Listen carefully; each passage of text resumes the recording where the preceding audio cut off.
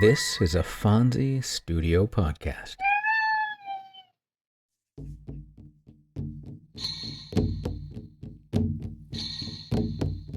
Welcome to Tales from the First Nations. I'm Jay Idle, and every week I'll share with you a tale and ancient wisdom of the native tribes of North America. I'll be joined by my cats, Dawa and Fonzie, who will undoubtedly make their presence known at some point, so I might as well just list them as co-hosts. We hope you'll enjoy the tales and wisdom, raise your vibration, and enrich your life with us every week.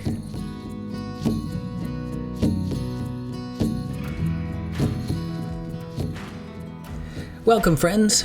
Welcome to the 44th episode of Tales from the First Nations. I'm your host, Jay Idle. This morning, I was laying in bed, looking up at the dream catcher that hangs above my bed. I always inform you that the opening and closing song was composed by my friend Scott Brocklesby, but I haven't mentioned that he died back in 2016. And the dream catcher that hangs above my bed is the last gift that he gave me before I left home to come work here in China. So having it over my bed is very, very special to me. As I looked at it, I thought I should look into the dream catcher and we could discuss that today. And in doing so, I found 3 origin stories for the dream catcher and a lot of information about them. Usually, I give you a little history lesson or some cultural knowledge up front before we move into the stories. But today, I think we're just going to jump right into the 3 stories, and I'll fill in any gaps at the end. Because after all, if they were able to learn about dream catchers through stories, I'm sure that we can as well. Our first story today comes from an Ojibwe legend, which is the origin of the dream catcher.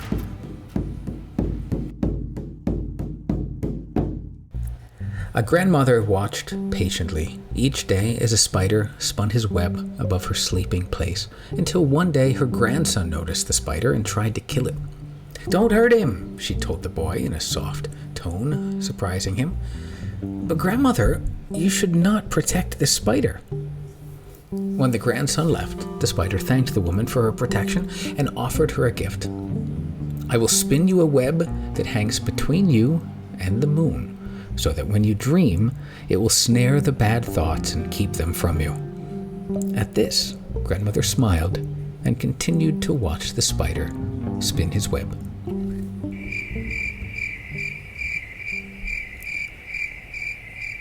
Interestingly enough, as time went on, the Lakota learned about them through their trade and intermarriage with the Ojibwe people, and they developed their own legend.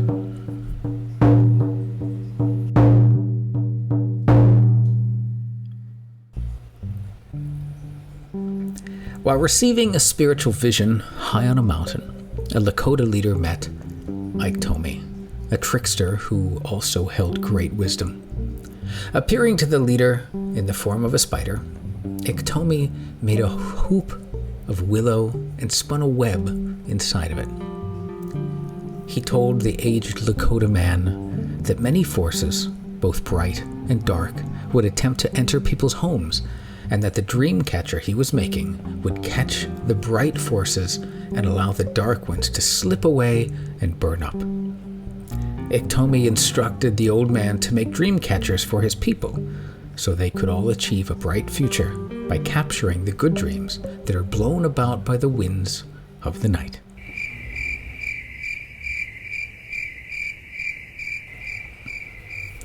As you can see, the Lakota version, the dream catchers trap the good dreams, just the opposite of the Ojibwe belief. I suppose either way is beneficial for us, so it's all good in any event. I do have one last legend. It's from the Choctaw people, and it's their origin story of the dream catcher.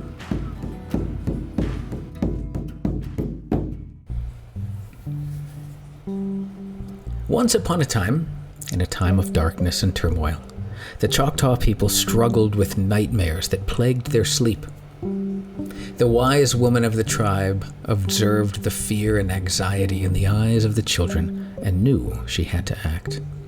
One night, she ventured into the forest seeking guidance from the spirits.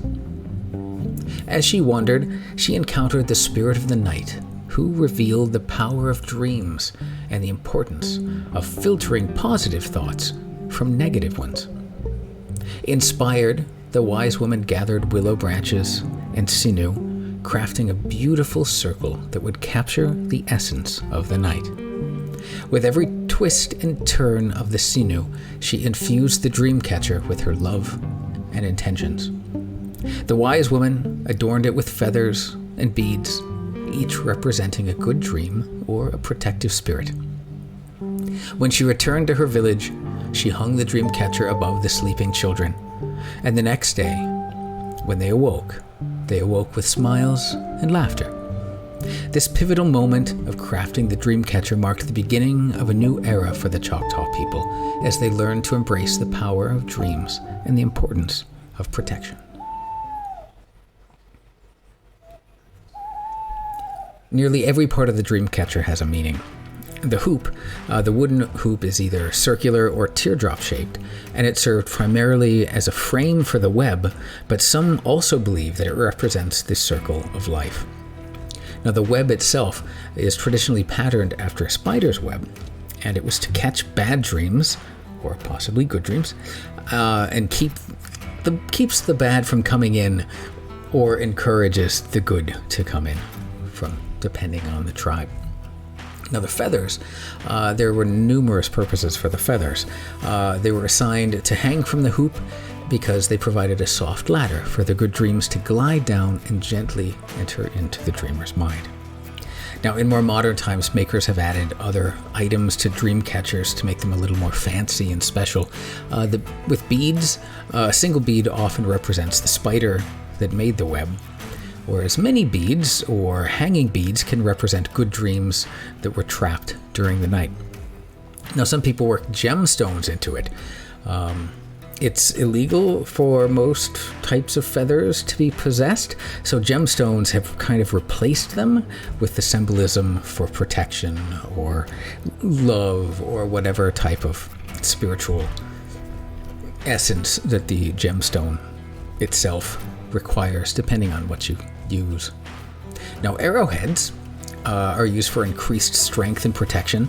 Some makers add the arrowheads to point to the four corners of the earth or directions away from the wind or towards the wind, but in any event, they are to bring in more good for the person sleeping. So, whether the dream catcher catches the good or bad dreams, I hope your dreams tonight are pleasant. I think I'm going to smudge mine before I go to bed. It's been a little while since I've done that, and I think it's time.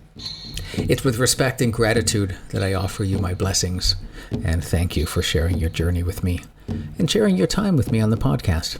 I wish you well and look forward to sharing another story with you next week. If you enjoyed the podcast, there's the part where I beg and plead for you to give me a positive review and some stars so people can find us and join us on our journey together. Go in peace, return in peace, and may you be well. A lot of my research today came from NativeAmericanVault.com. The first two stories came from their site and were told by Frances Densmore and put in her 1929 book, Chippewa Customs. Our third story today comes from NativeAmerican.mythologyworldwide.com. For more great stories and legends, check out the Jaguar Bird channel on YouTube. There's a lot of wonderful content there. And of course, you can find more great content right here next week when I share with you another story on Tales from the First Nations. I'm Jay Idle, and I'll talk to you next time. The music you're listening to is provided by my dear friend Scott Brocklesby, and our podcast Image of the Moon was provided by Mark Lawton. We'll see you next time.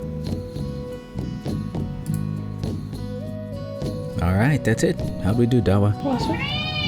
Phones? Excellent. Then I'll share it.